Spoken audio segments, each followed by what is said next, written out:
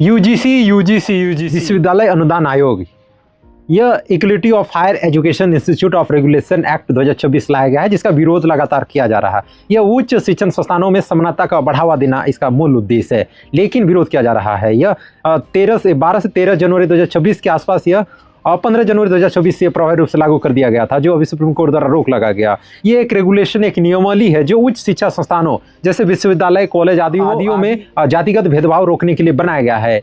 यह नियम लागू होने के बाद विरोध काफी देखा गया। कब तक काले कानून का कोड़ा सवर्णों पर चलाओगे? यूजीसी लाकर गधों को घोड़ा बनाओगे? तुम्हारे नस्लों की नस्लें टूटकर बिखर जाएंगी।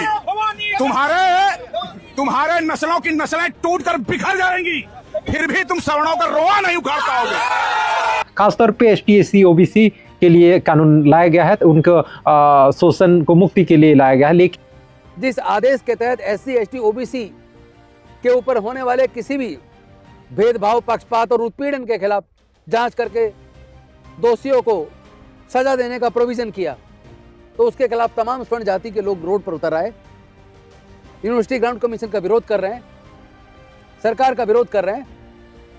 ऐसे में मैं उम्मीद करता हूं कि वो अपना विरोध वापस लेंगे और तमाम SC/ST OBC के लोगों से भी मेरा निवेदन है वो एकजुट होकर इस रेगुलेशन का जो UGC ने जारी की है 2026 में भी, उसका समर्थन करेंगे। ये किसी के खिलाफ कार्रवाई करने के लिए नहीं है, ये निष्पक्ष रूप से जाति आधार पर उत्पीड़न करने वाले लोगों को सजा देने के लिए। लेकिन इस कानून का स्वर्ण समाज यानी ब्राह्मण कम्युनिटी विरोध कर रहा है।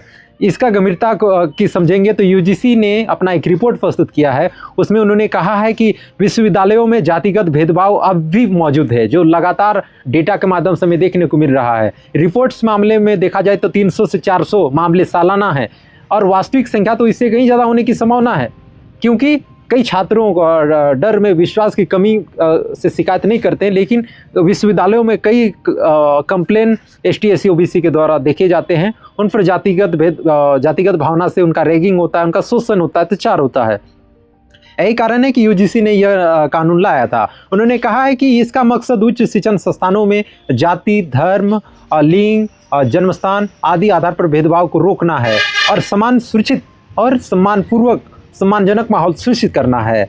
इसका कई प्रावधान भी उन्होंने UGC ने बनाया था। इसका हर संस्थान में इक्वलिटी कमेटी, समानता समिति का बनाने का निर्णय लिया गया है और इसमें इक्वल अपॉर्चुनिटी सेल्स बनाना भी अनिवार्य किया गया था, ताकि जातिगत भेदभाव की शिकायतों के लिए हेल्पलाइन, निगरानी और तंत्र और नियमित रिपोर्ट UGC को मिले।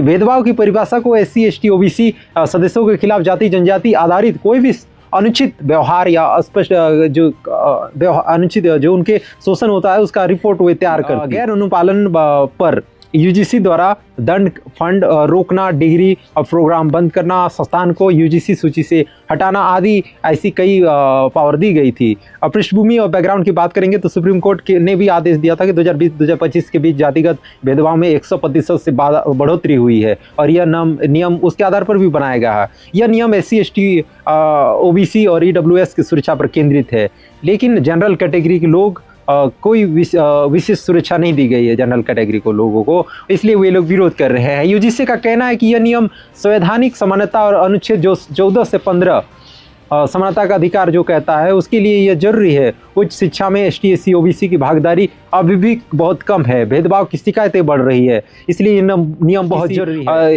भेदभाव केवल रोकने के लिए, किसी वर्ग को निशाना बनाने के लिए UGC कानून नहीं है। भारत के विश्वविद्यालय और उच्च शिक्षा संस्थानों में अनुसूचित जाति, अनुसूचित जनजाति, OBC, अन्य पिछड़ा वर्ग छात्रों के खिलाफ जातिगत भेदभाव एक गंभीर और लगातार मौजूद एक बड़ी समस्या है, जो हाल ही के वर्षों में इसकी शिकायतों में काफ़ी वृद्धि हुई है। नीचे मुख्य रिपोर्ट्स और आंकड़ों का सारांश दिया गया है जो आप समझ सकते हैं।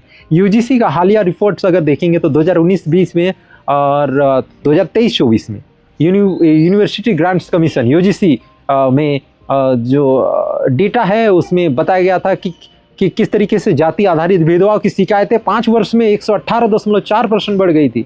इसी को देखते हुए ये UGC कानून लाया गया है।